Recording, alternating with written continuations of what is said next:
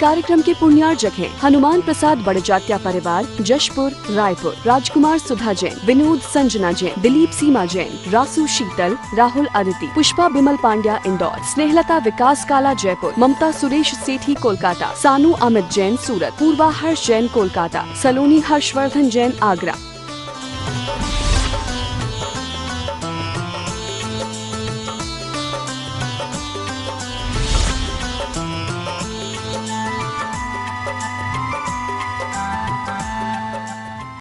जय जिनेंद्र।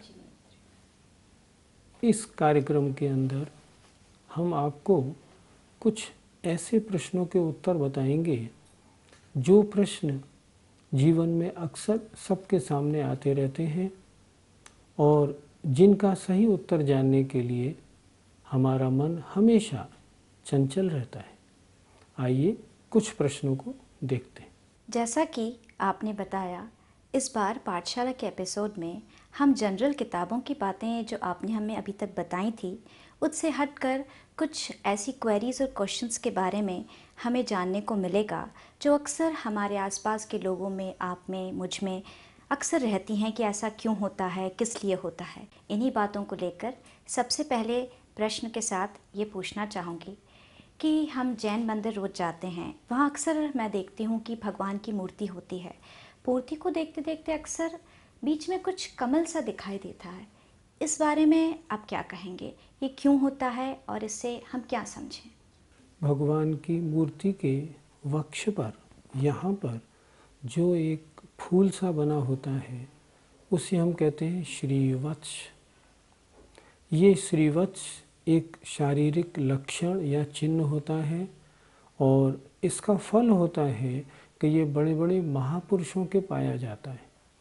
शास्त्रों के अनुसार 63 शला का पुरुष जो तीर्थंकर, चक्रवर्ती, नारायण, प्रतनारायण और बलभद्र होते हैं, उनके तो ये श्रीवत्स का चिन्ह होता ही है, लेकिन इनके अलावा भी और जो महापुरुष होते हैं, बड़े बड़े राजे महाराजे, उनमें से भी किन्हीं के ये पाया जाता है, ऐसा शास्त्रों में उल्लेख मिलता है।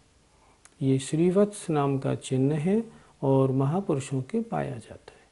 हम सभी मंदिर रोज जाते हैं और अक्सर मैंने देखा है कि कुछ निस्सही शब्द बोलकर मंदिर में एंट्रेंस करते हैं, बच्चे हों या बड़े हों। तो आप हमें ये बताएं कि इस निस्सही शब्द का क्या अर्थ है और ये क्यों बोला जाता है? हम जब मंदिर जी में प्रवेश करते हैं, मेन द्वार से अंदर जाते हैं, तो दरवाजे पर ही बोलते हैं निस्सही निस्सही निस्सही। इससे हमारे 3 कार्य बनते हैं। निस्सही बोलने का पहला पर्पस है, मैं मंदिर जी में अंदर आ रहा हूँ, सारे सांसारिक विकल्पों को छोड़कर प्रवेश कर रहा हूँ, पहला पर्पस। दूसरा पर्पस होता है, अगर मंदिर जी में कोई देव आदि पहले से उपस्थित हों या किसी गुफा आदि में हमने प्रवेश किया है, वहाँ मंदिर है, या हम सुबह 4, साढ़े 4, 5 बजे मंदिर जी में आए हैं, मंदिर जी में बिल्कुल सन्नाटा है। हो सकता है उस समय कोई देव वहाँ भगवान की पूजा अर्चना भक्ति कर रहा हो, उस देव को कोई आपत्ति ना हो और मैं आ रहा हूँ इसकी उसको सूचना मिल जाए, इसलिए भी हम निस्सही निस्सही निस्सही बोलते हैं।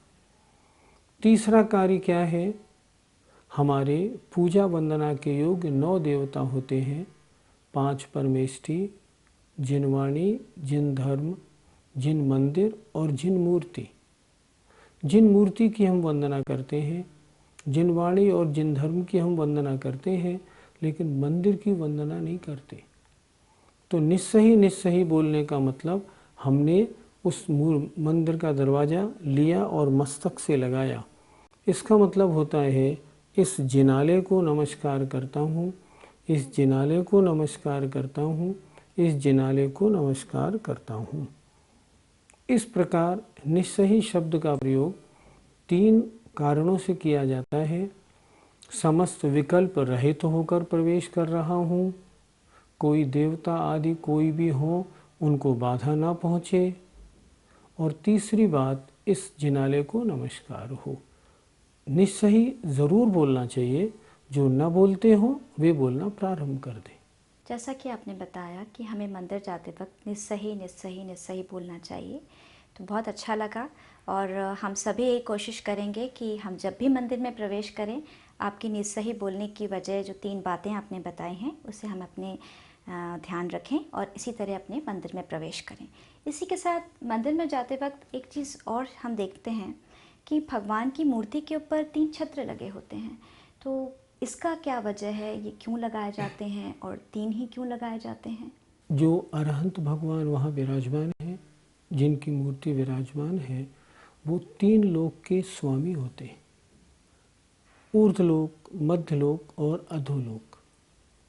इसलिए 3 छत्र लगाए जाते हैं।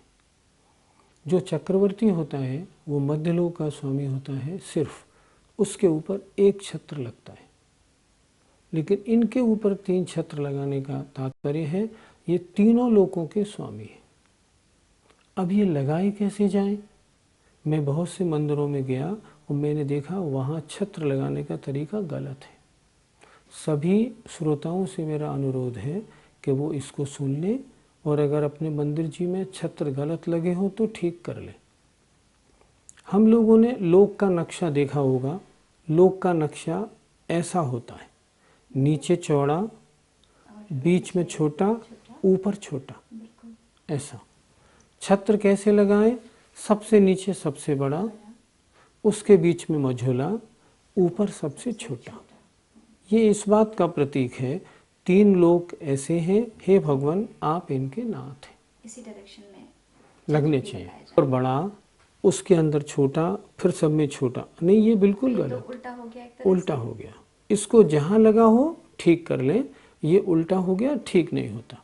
सबसे बड़ा नीचे, मझोला बीच में, सबसे छोटा ऊपर। आपने हमें नवकार मंत्र में पंच परमेष्टियों के बारे में बताया। उसमें जो साधु परमेष्टि हैं, जो कि आज हम हर जगह देखते हैं, उनकी वंदना भी करते हैं। उसमें मैंने एक बार किसी दीक्षा समारोह में देखा था कि वहाँ साधु परमेष्टि वहाँ बैठे हुए कैशलोच कर रहे थे। तो ये कैशलोच करते वक्त तो काफ़ी कष्ट होता होगा, और ये क्यों करते हैं, ज़रा इसके बारे में आप बताएं हमें। जितने भी दिगंबर जैन मुनि महाराज होते हैं, उनको दीक्षा के समय नहीं, बल्कि 2 महीने उत्कृष्ट, 3 महीने मध्यम और 4 महीने जघन्य काल में एक बार केशलोच करना आवश्यक होता ही होता है। केशलोच क्यों करते हैं? केशलोच में कष्ट होता है, नो डाउट, कष्ट तो होता ही है। हमारा एक बाल भी अगर खिंचता है ना, तो भी हमको पीड़ा होती है। लेकिन उनको पीड़ा नहीं होती, नहीं होती। क्यों? केशलोच करना शरीर से निर्ममत्वता का परिचायक है।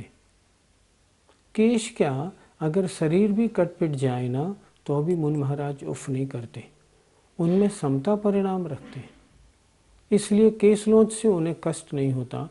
वो सोचते हैं इस कार्य से तो मेरी बड़ी निर्जरा होती है, ये तो मेरे लिए उपकारी कार्य है। करते क्यों हैं? अगर ना करें तो क्या होगा? बालों में जुआं पड़ जाएंगी, कीड़े पड़ जाएंगे, जीव हिंसा होगी। इसलिए करते हैं, करना ज़रूरी है। अगर आप सोचें नाई से क्यों नहीं कटवा लेते?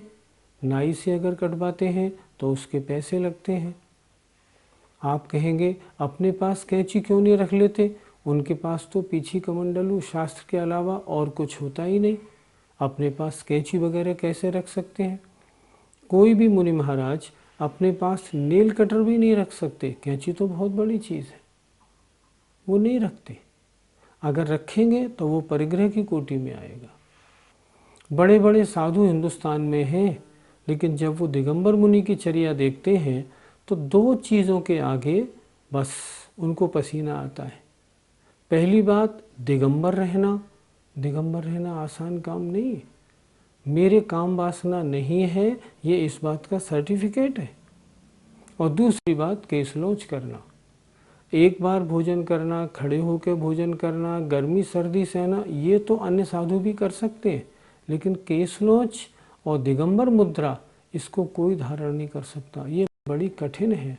और जिन्होंने इनको धारण किया है वे बड़े महान हैं, इसीलिए हमारे स्तुत्य हैं, हम उनकी पूजा करते हैं। इसलिए केशनोच साधु करते हैं, कष्ट नहीं मानते, वो इसको निर्जरा का कारण मानते हैं और उनको बड़ी प्रसन्नता का अनुभव होता है। जो बड़े बड़े महाराज जैसे आचार्य विद्यासागर जी महाराज हैं, एकांत में केशनोच करते हैं, पब्लिकली नहीं करते, क्योंकि वो कहते हैं ये मल का छोड़ना है, हम पब्लिकली क्यों करें। और मैंने देखा चेहरे पे जरा भी कष्ट का एक झलक भी नहीं मिलती है, वो तो फटाफट घास की तरह उतारा और फेंक देते हैं। ऐसे जो वीतरागी साधु हैं उनको हम बारंबार नमस्कार करते हैं, उनको हम बारंबार नमस्कार करते हैं। हम अक्सर जैनियों को इस रूप में जानते हैं कि वे रात में खाना नहीं खाते, देव दर्शन करते हैं और पानी छना पीते हैं। इसी के उसमें मैं आज के संदर्भ में ये क्वेश्चन पूछना चाहती हूँ आपसे कि आज पहले के ज़माने में तो रात में खाना इसलिए नहीं होता होगा कि शायद लाइट नहीं है, व्यवस्था अच्छी नहीं है, दीपक में रोशनी में खाना खाते हैं तो बहुत सारे जीव जंतु मर जाते होंगे, हिंसा इत्यादि होती होगी। लेकिन आज के टाइम में तो हमारे पास सारी लेटेस्ट इलेक्ट्रिसिटी की फैसिलिटीज़ हैं, एसी कमरे रहते हैं, उसमें कहीं से किसी भी तरह से कोई कीड़ा या कोई भी चीज़ नहीं आ सकती। फिर रात्रि में खाने का निषेध क्यों है और आज के टाइम में हम इस बारे में हम क्या सोचें और क्या समझें? यह एक साइंटिफिक फैक्ट है, वैज्ञानिक तथ्य है कि जब तक सूर्य निकलता रहता है उसमें से निरंतर अल्ट्रा वायलेट रेज निकलती रहती है और वो रेज जो होती है ना, वो जीवों की उत्पत्ति में बाधक है। जब तक सूर्य निकलता रहता है जीवों की उत्पत्ति नहीं होती। हम देखते भी हैं सड़क पर या घर पर कहीं बल्ब लगे होते हैं, बारिश के दिनों में दिन में एक भी मच्छर नहीं होता, सूर्यास्त हुआ और मच्छर प्रारंभ हो गए। अर्थात अल्ट्रा वायलेट रेज उन जीवों की उत्पत्ति रोकती है। आपका प्रश्न ये है, आजकल तो लाइट वगैरह सब है, लाइट वगैरह सब हो, लेकिन लाइट में तो जीव उत्पत्ति और भी ज़्यादा होती है। उधर सूर्य का अस्त हुआ, उससे जीव उत्पत्ति हुई और लाइट होने से लाइट को देख के और जीव वहाँ आते हैं।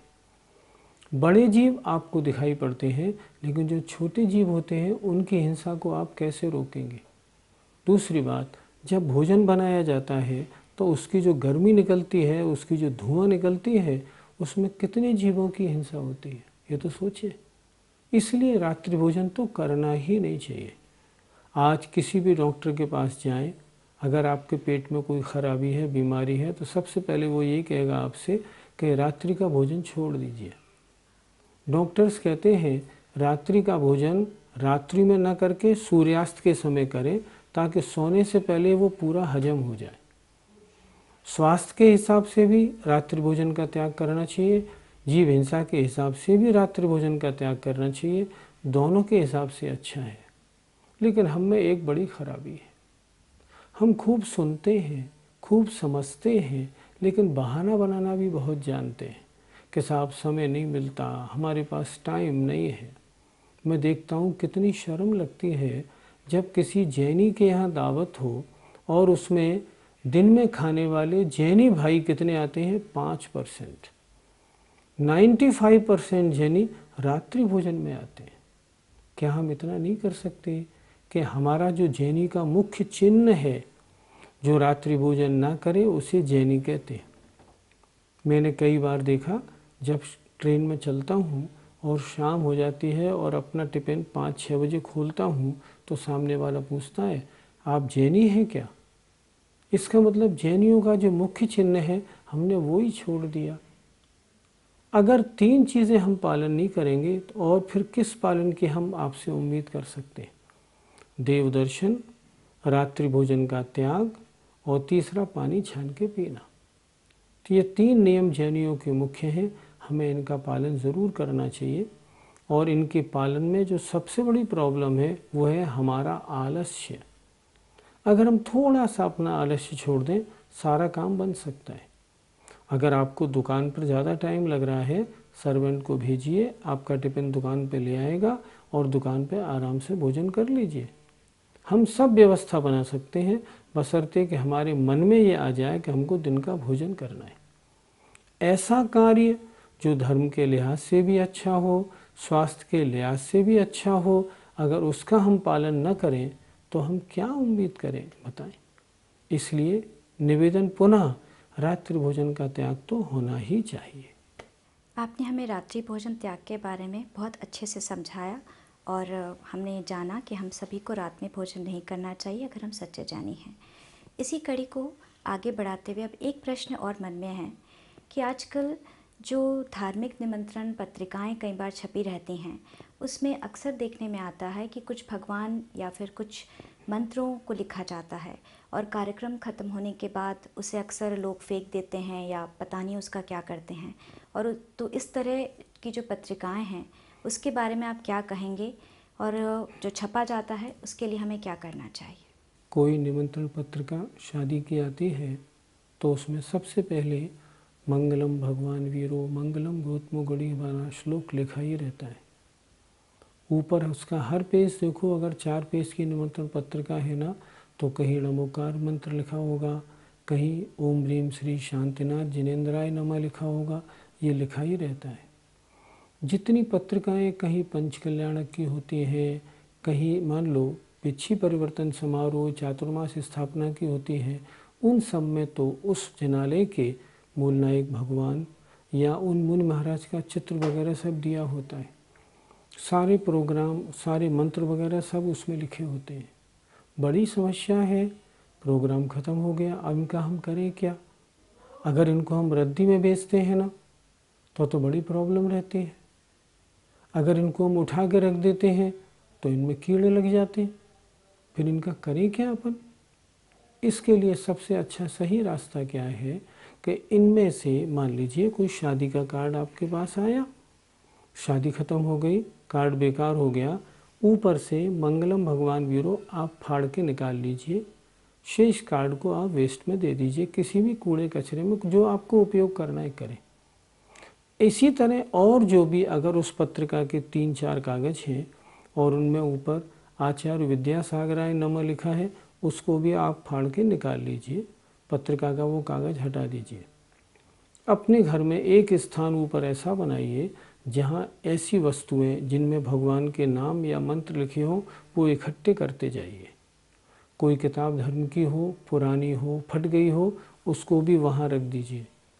मंदिर जी में आप देखते हैं आजकल बड़ी बड़ी पत्रिकाएं आती हैं। अभी चातुर्मास शुरू हुए सब लोगों के, सब महाराजों के हमने देखा 4-4 फुट लंबी, 3 फुट चौड़ी, ऐसी बड़ी बड़ी पत्रिकाएं आ रही हैं। आखिर इन पत्रिकाओं का हम क्या करें? और अब तो और देखा जाए तो वो कपड़े के ऊपर प्रिंटेड वो आने लगी है बड़ी बड़ी। अब ये तो बड़ी समस्या हो गई, अब किया क्या जाए? सीधा उपाय क्या है? इन सब चीज़ों को इकट्ठा करें और एक बड़े तसले में उनको रख के विनय सहित उनको अग्नि समर्पित करें। आप सोचेंगे इन मंत्रों को आप अग्नि में जलाने की बात कर रहे हैं। मैं अग्नि में जलाने की बात नहीं कर रहा, मैं इनको अग्नि समर्पित करने की बात कर रहा हूँ। पहले जब लेमिनेशन नहीं होता था कार्डों में, तब तो हम ये भी कर सकते थे कि उन कार्डों को नदी में डाल दें।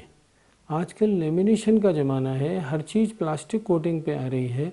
अगर हम डाल भी देंगे ना नदी में तो वो गलेगी नहीं। इसलिए सबसे अच्छा है उसको एक तसले में रखें, 1-2-3 महीने में जब थोड़ा मटेरियल इकट्ठा हो जाए तसले में रखें, अग्नि समर्पित करें और उसकी जो राख बचे ना, वो राख भी किसी गमले में या किसी खेत के कोने में डाल दें। और इसके अलावा कोई उपयोग नहीं हो सकता। मंदिर में भी जो पुरानी किताबें गल जाती हैं, मैं आपको एक संस्मरण बताऊं। ललितपुर के बड़े मंदिर में एक बार जब मैंने प्रवेश किया तो गेट में प्रवेश करते ही सीधे हाथ पे ऊपर टाँड़ पे 200-300-400 किताबें रखी हुई थी। उनमें से जीव टपक रहे थे, इतने जीव उनमें भरे हुए थे। मैं जब अंदर गया तो मैंने लोगों से कहा, ये आपने इसमें क्या रखा हुआ है? उन्होंने कहा, साहब पुरानी किताबें हैं जो गल जाती हैं, पुरानी पड़ जाती हैं, काम में आते आते फट जाती हैं, उनको हम यहाँ रख देते हैं। मैंने उनसे कहा, रख तो आप देते हो, देखो तो सही इनमें दीमक कितनी लग रही है, कीड़े नीचे गिर रहे हैं इसमें से, कितनी जीव हिंसा आप कर रहे हो, ये तो देखो। उनको बात ठीक लगी, फिर उन्होंने उसका सदुपयोग किया। इसलिए अगर ऐसा प्रसंग हर एक के सामने का प्रसंग है, ऐसा प्रसंग हो तो इन सब चीज़ों को, मंत्रों को, भगवान के नाम आदि को, मैं तो ये भी कहूँगा कि महावीर जयंती का अवसर है, आपके पास एक अखबार आता है, उस अखबार में भगवान महावीर का चित्र दिया हुआ है, उनका जीवन चरित्र दिया है। आपको चाहिए अखबार पढ़ें, उतना हिस्सा जिसमें भगवान का जीवन चरित्र और फोटो है उसको निकाल के ऊपर एक जगह रख लें। आपके यहाँ कोई आरिका माता जी आई हुई हैं, उनका चातुर्मास चल रहा है मान लो, तो उनका चित्र और उनका प्रवचन आता है 2 कॉलम में। आपका कर्तव्य होता है उसको आप वहाँ से निकाल लो और ऊपर रख लो, और इन सब चीज़ों को अग्नि समर्पित करके उसकी राख को भी गलत जगह न डाल के खेत में या गमले में डाल दे। इसके अलावा कोई उपयोग नहीं हो सकता। मैं ये प्रश्न का उत्तर अपनी मर्जी से नहीं दे रहा हूँ। एक बार मुनि पुंगव सुधा सागर जी महाराज से ये प्रश्न किया था, तब उन्होंने सभा के बीच में इसका उत्तर इसी प्रकार दिया था। आचार्य श्री भी इसका समर्थन करते हैं, क्योंकि इसके अलावा इसका उपयोग हो भी कैसे सकता है। हम लोग जो भी यहाँ सुनने वाले हैं, सभी श्रोतागण, मेरा सबसे अनुरोध है, इन मंत्रों को रद्दी में नहीं बेचें, बड़ा पाप लगेगा। जो बात मैंने आपसे कही है ना, उसके अनुसार सबको इकट्ठा करके रखें और सबको अग्नि समर्पित करें। कि हम जन्म होता है या मरण होता है, अक्सर ये देखने में आता है कि जैनी लोग 10 दिन या 12 दिन मंदिर में नहीं जाते हैं। तो विद्वान या दूसरे लोग तो ये कहते हैं कि मंदिर हमें रोज़ जाना चाहिए। तो फिर इन 10 दिनों में, 12 दिनों में मंदिर नहीं जाने की व्यवस्था क्यों है, और इस पर आप क्या कहेंगे? ये एक्चुअली अपनी अपनी परंपरा है।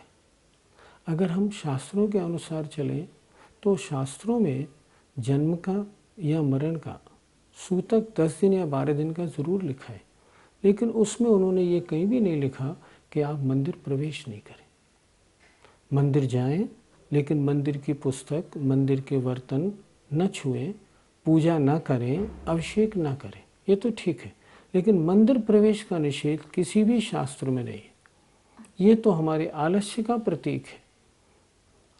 मतलब कुछ लोग जिस दिन 10 दिन या 12 दिन के बहाने मंदिर नहीं भी जाते। हाँ, बस सीधी बात है। लेकिन सच पूछा जाए, अगर घर में आज किसी का मरण हो भी गया है, मान लो फॉर एग्जाम्पल सुबह 6 बजे किसी का मरण हुआ, 10 बजे उनकी क्रिया संस्कार क्रिया कर दी, वहाँ से आप लौटे, सबसे पहले मंदिर जी आए। हमारे आगरा में तो जब मेरे पिताजी का स्वर्गवास हुआ था, तब हम उनको संस्कार करने के बाद 11 बजे घर लौटे। घर के बाहर हमने स्नान किया, स्नान करके पहले मंदिर में आए। मंदिर में हमने आधे घंटे भक्तामृत स्तोत्र पढ़ा और स्तोत्र पढ़े, पूरा कार्यक्रम किया। इसके लिए शास्त्रों में कोई मनाही नहीं है।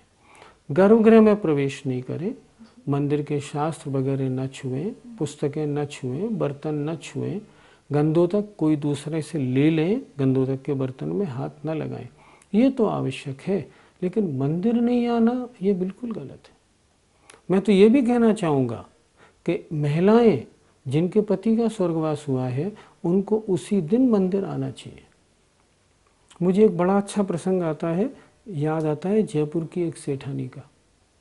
जयपुर की एक सेठानी 80 वर्ष की थी, उनके पति का स्वर्गवास हुआ, 82 वर्ष के थे।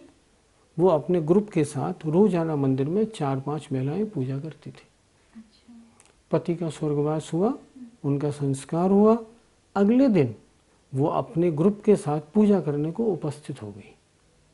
सारे लोग बड़े सोच रहे थे कल तो हाँ कि कल तो इनके पति का स्वर्गवास हुआ, ये तो आज मंदिर भी आ गई।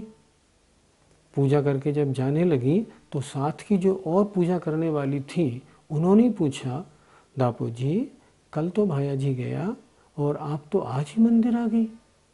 उन्होंने बड़ा सुंदर उत्तर दिया।